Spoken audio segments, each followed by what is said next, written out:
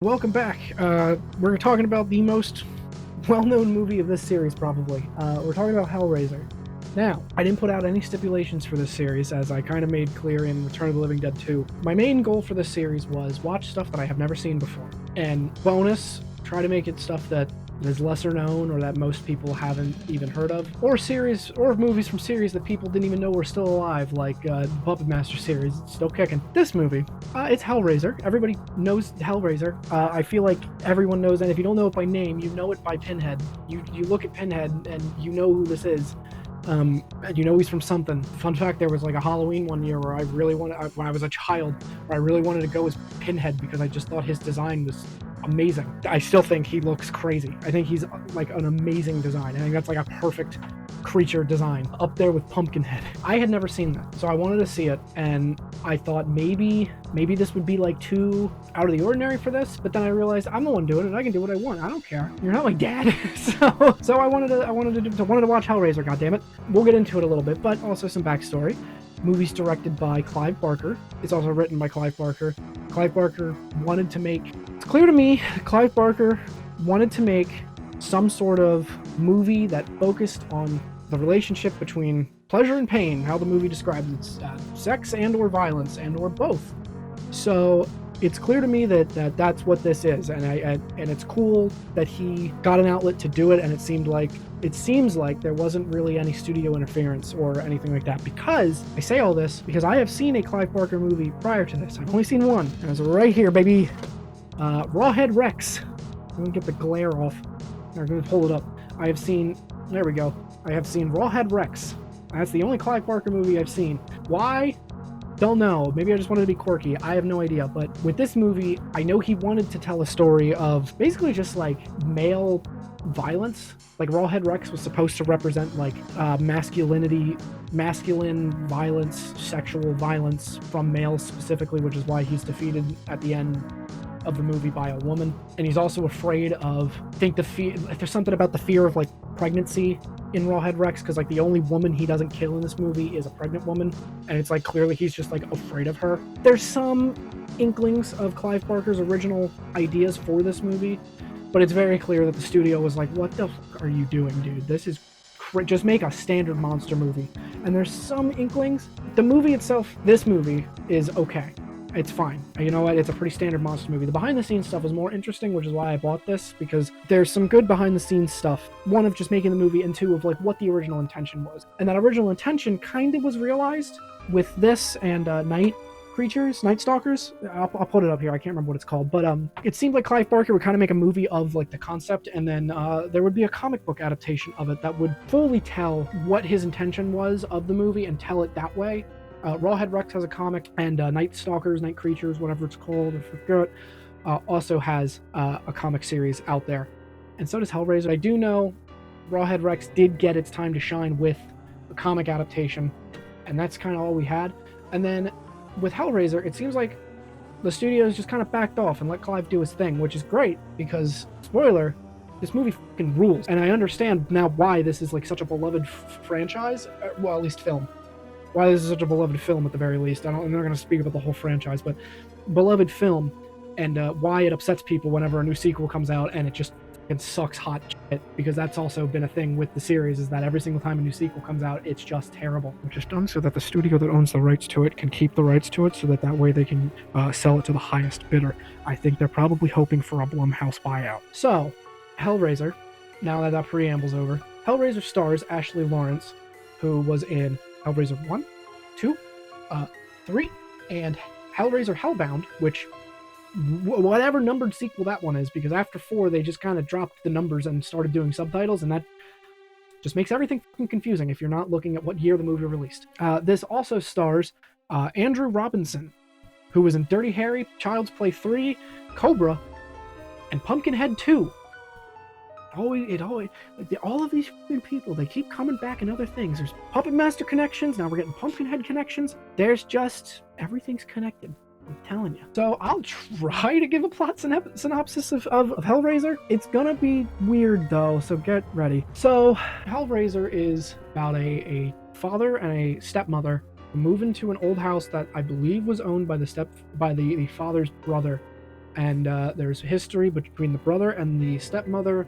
In the past, it seems like the stepmother cheated on her husband with his brother, and then he disappeared. In the beginning of the movie, we see the brother using the puzzle box, which like summons a bunch of hooks to go into him and basically rip him apart, and we get to see the flesh particles of like two eyes, the nose, the mouth, just like flat on a table as they've been like surgically ripped apart.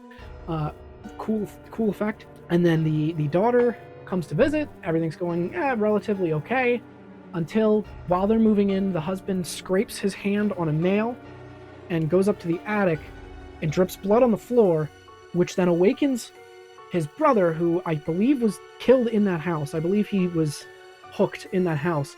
It awakens his brother, who is like a shambling corpse. Oh, that's awesome stop motion. Look at that. Look at that. I don't know what the fuck it was, but it was awesome. Holy shit. What the hell is that?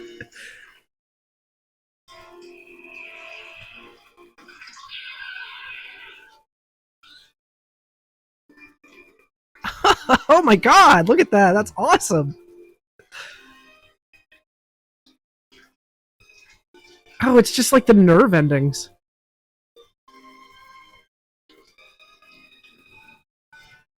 Wow. And encourages the stepmother to murder people for blood so that he can, like, become alive again. That's your main gist. Where things get more complicated is the daughter sees the stepmother kill somebody and the zombie stepbrother, and the zombie brother who is her uncle, and he's really weird and pervy to her. It's Frank. It's Uncle Frank. No. You remember? I'm the daddy. Oh. Why would you go in there? Oh.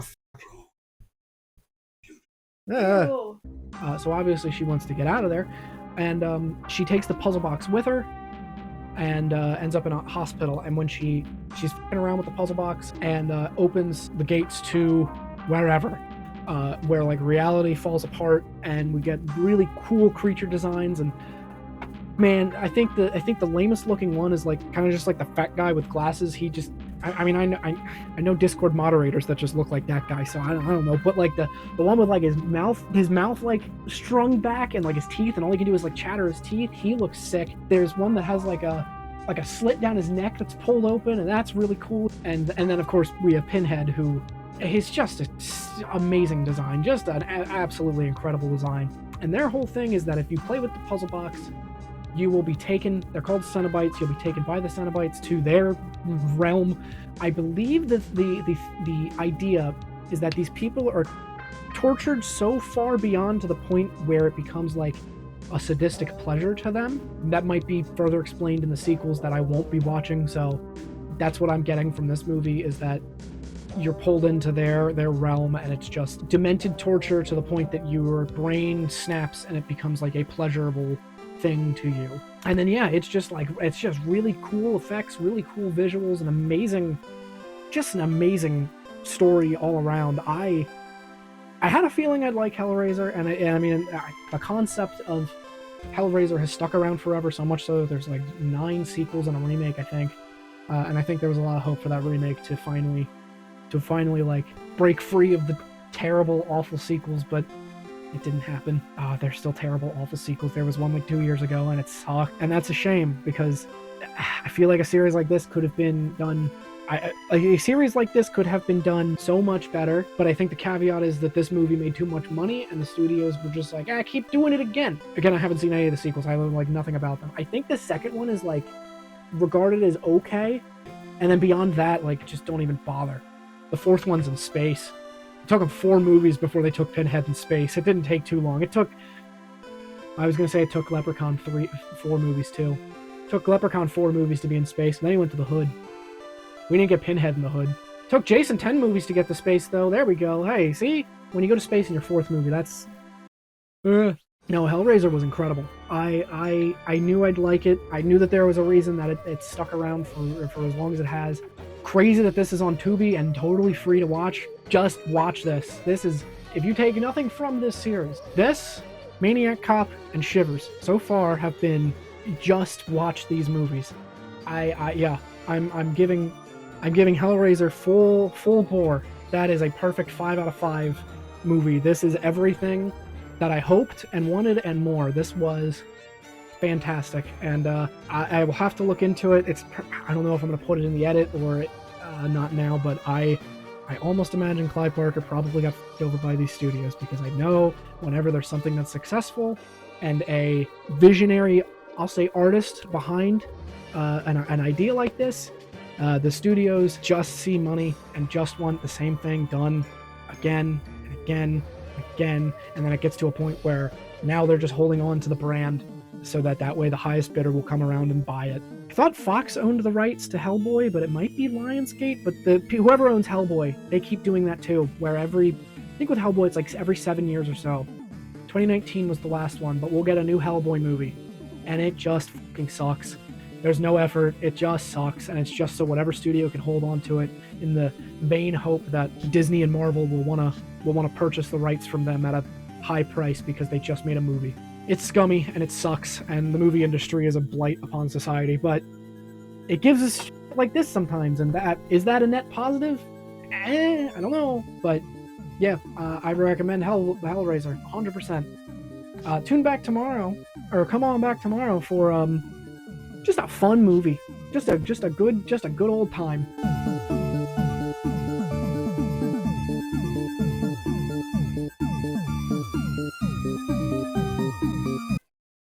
See, here's the cool thing. This ain't Terrifier 2, so this dream sequence will probably be like a minute, and then it's over.